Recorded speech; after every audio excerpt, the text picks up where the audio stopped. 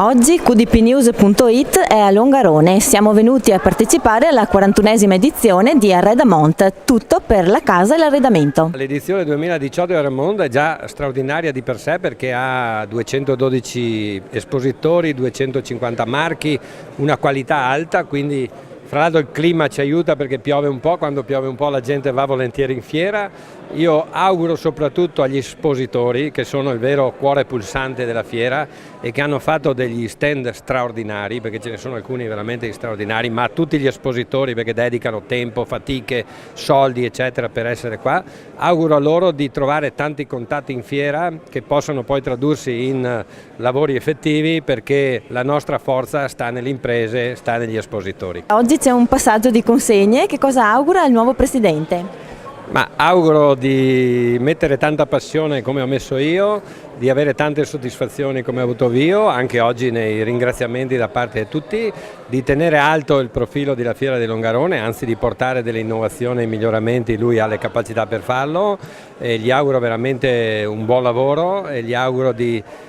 continuare sulla strada che abbiamo intrapreso. Che questa fiera, per quanto sia piccola, è una fiera importantissima, è un gioiello del territorio del Bellunese, è importante perché può creare sviluppo ancora di più di quello che ha fatto fino ad oggi, quindi è un gioiello che deve essere curato bene e deve essere anche sviluppato. In particolare nella fiera di Arredamont, che è uno dei gioielli anche questo di punta di questa fiera,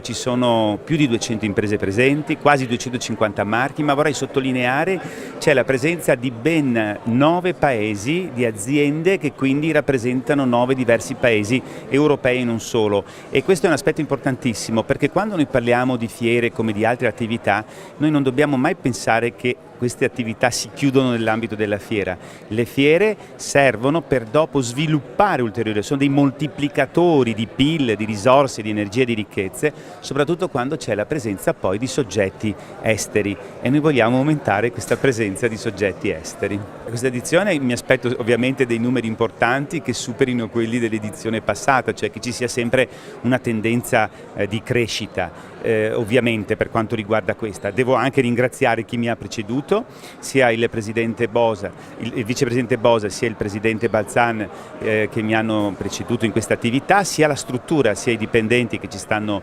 lavorando col cuore, con l'anima, con tanta passione, perché io sto ereditando qualcosa di importante e quindi mi aspetto qualche numero in più, speriamo che ci sia, comunque se no ci daremo da fare per farlo in futuro.